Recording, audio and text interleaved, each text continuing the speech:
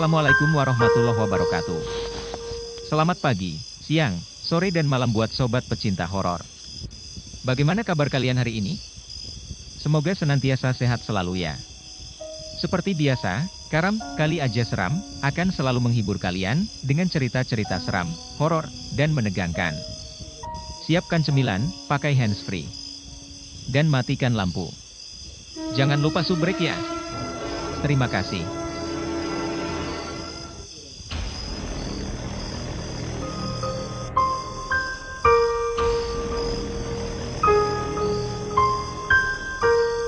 Ingin menceritakan mengenai pengalaman masa kecil saya.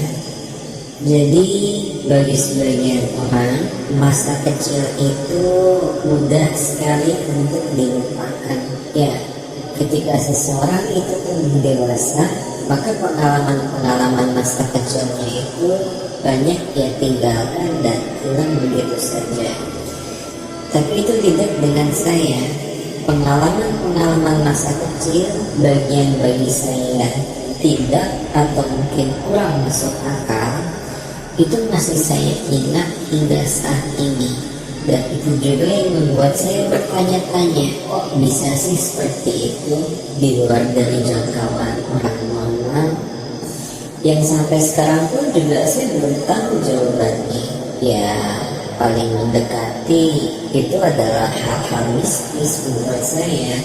Satu cerita yang pernah terjadi adalah ketika waktu itu tahun 80, mungkin sekitar 84 ya. Oh enggak, sekitar tahun 87 mungkin ya, 87. Waktu itu Depok, tempat tinggal saya, jangan bayangkan seperti saat ini.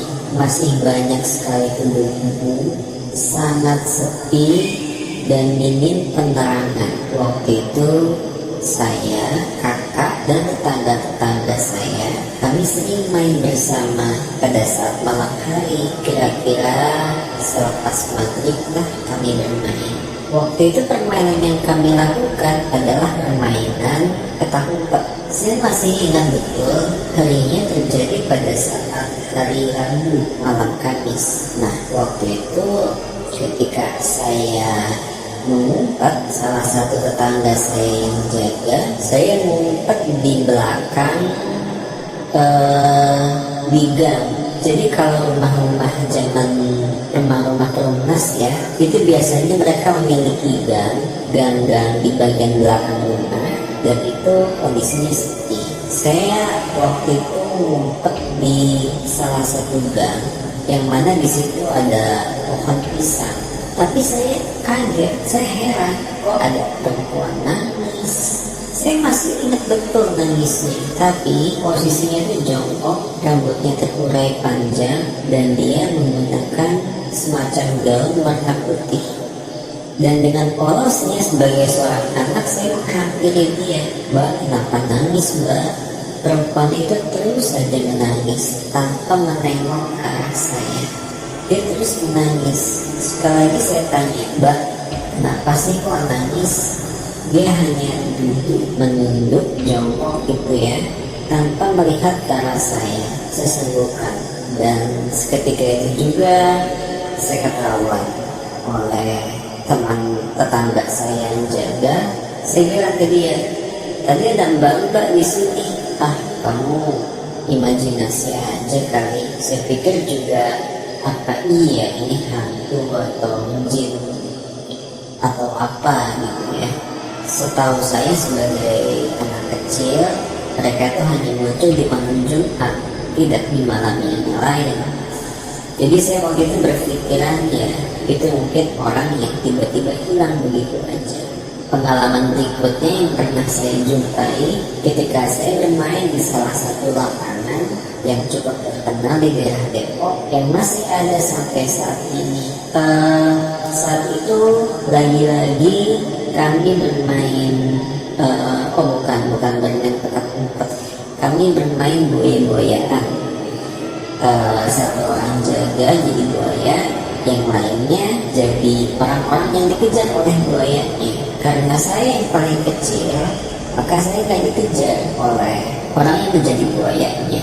Waktu itu pesertanya adalah teman-teman kakak saya semua, dan kita bermain setelah lepas maghrib, dan pada saat itu sangat-sangat gelap sekali, sangat gelap, tidak ada penerangan. Nah, saya hanya berdiri diam karena tidak ada saat si buaya itu tidak ada mau mengejar saya hanya terdiam gitu. Tiba-tiba dari belakang ada yang menghampiri saya. Dia berperawakan seperti anak-anak yang sebaya dengan saya, tetapi dari ujung kepala sampai dengan ujung kaki hitam legam semuanya. Dan saya masih ingat dia menggunakan peci, dan dia selalu menyelingai, hanya kelihatan giginya yang putih. Ya, kalau misalkan para pendengar pernah nonton Alice in Wonderland ya, yang ada kucing bisa menghilang itu, hanya kelihatan giginya saja, kurang lebih mirip seperti itu. Saya berdua main dengan dia, asik kami bermain. Dan lagi-lagi ketika kami masih bermain, tiba-tiba kakak saya menarik saya, udah waktunya pulang. Saya bilang, saya lagi bermain dengan teman baru ini. Sekali lagi nggak ada yang melihat anak tersebut, hanya saya melihat, dan anak itu waktu itu ada di sana.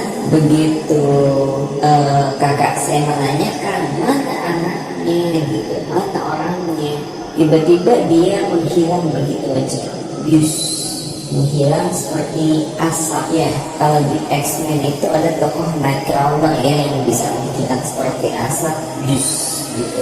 Persis seperti itu dia menghilang seperti asap, tapi asapnya warna putih. Saya ingat betul, dan saya sampai sekarang nggak tahu itu apa. Oke, pengalaman ketiga, ini juga pengalaman terakhir yang saya sampaikan, meskipun ada beberapa pengalaman yang lain. Waktu itu ibu saya baru lepas resign dari salah satu rumah sakit tertua di Bogor. Ya, karena baru resign, tentunya sekali-sekali merasa kangen dong untuk ke rumah sakit tersebut bertemu dengan teman-temannya. Ibu saya selalu membawa saya ke rumah sakit tersebut. Kalau dibawa ke sana, ibu saya biasanya aktif ngobrol dengan sesama teman perawat. Dengan saya, ya saya mencari kesibukan lain aja. Ada satu ruangan yang bagi saya agak aneh di rumah sakit tersebut, karena ruangan itu outdoor. Dia bukan ruangan yang ada pintunya, ada lantai, ada pintunya gitu ya, tapi ruang terbuka, semacam mungkin ruang terbuka hijau gitu.